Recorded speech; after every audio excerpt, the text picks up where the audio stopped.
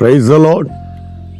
கர்த்தருடைய கிருபை இந்த காலை வேளையிலும் கூட நம்ம இணைத்து ஆண்டவரை நோக்கி பார்க்க செய்ததுக்காய் துதிக்கிறேன். இந்த காலையிலும் கூட ஏசாயா தீர்க்கதரிசியின் புஸ்தகத்தில் 49ஆம் அதிகாரம் அதனுடைய 5வது வசனத்தின் முதல் பகுதி சொல்கிறது, யாக்கோபை தம்மிடத்தில் திருப்பும்படி நான் தாயின் கர்ப்பத்தில் இருந்தது முதல் கர்த்தர் தமக்கு தாசனாக என்னை உருவாக்கினார்.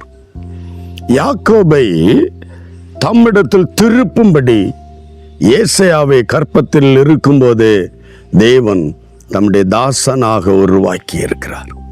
இந்த கால வேளையில வேதம் சொல்லுகிறது, தாயின் கருவில் உருவாகும் முன்பே உன்னை தெரிந்தெடுத்தேன், உலக தோற்றத்திற்கு முன்பே நான் உன்னை கண்டுகொண்டேன். இந்த காலை வேளையில ஒரு தேவ பிள்ளை தேவ சந்நிதியில் ரட்சிப்பில் சந்தோஷத்தில் ஆண்டவருக்குள்ளால ஆமீன் ஆவியிலே ஆராதிக்கிற ஒரு நிலையில் கடந்து வருவதின் பின்னணி என்ன தெரியுமா?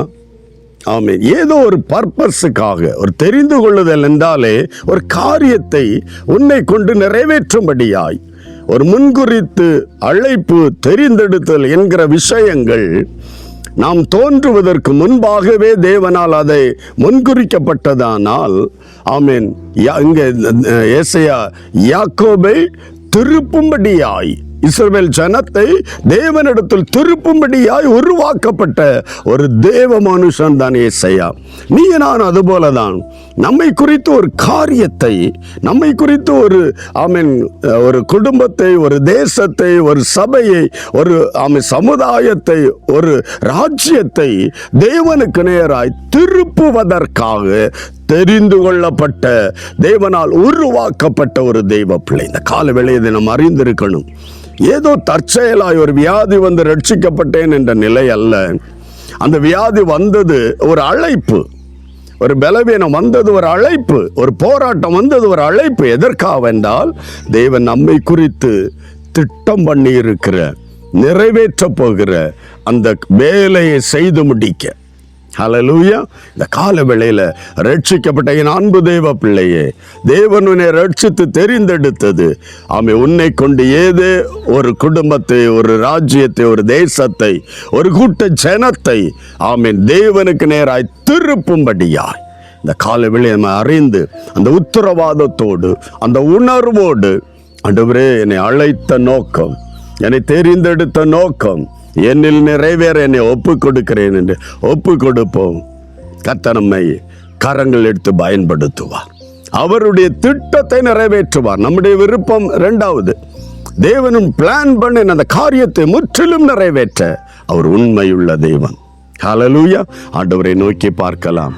நம்முடைய காரியங்களை அர்ப்பணித்து ஆண்டவருடைய சித்தம் பூரணமாய் நம்மில் நிறைவேற உதவி செய்வாராக ஜெபிக்கலாம். அன்பு தகப்பனே, இந்த நல்ல காலை வேளைக்காக நன்றி செலுத்துகிறோம். என்னோடு இணைந்து ஜெபிக்கிற எல்லா தேவ பிள்ளைகளுக்காக துதிக்கிறேன். இவர்களை நீ தெரிந்தெடுத்தது, முன்குறித்து அழைத்து இந்த நாட்கள் தேவ சத்தம் கேட்க வைத்தது ஏதோ தேவனுடைய திட்டத்தை இவர்கள் முகாந்திரம், இவர்கள் மூலம் ஒரு குடும்பமோ, ஒரு தேசமோ, ஒரு கூட்ட ஜனமோ கர்த்தருக்கு நேராய், சத்தியத்துக்கு நேராய், நீதிக்கு நேராய், பரிசுத்தத்துக்கு நேராய் திருப்பும்படியாய் இந்த நாட்கள் அதை உணர்ந்து கண்ணீரோடு தேவ சன்னிதானத்துக்குள்ளே கிருபையை பெற்றுக்கொள்ள, அதன் பலனை பெற்றுக்கொள்ள பரிசுத்தர் உதவி செய்வீராக. கர்த்தர் அப்படியே செய்யப்படுறதுக்காக ஒவ்வொருவரையும் ஆசீர்வதி. இயேசு கிறிஸ்துவின் நாமத்தில் பிதாவே, ஆமென். கர்த்தர் உன்னை உருவாக்கினது தெய்வ திட்டத்தை நிறைவேற்ற. God bless you. Praise the Lord.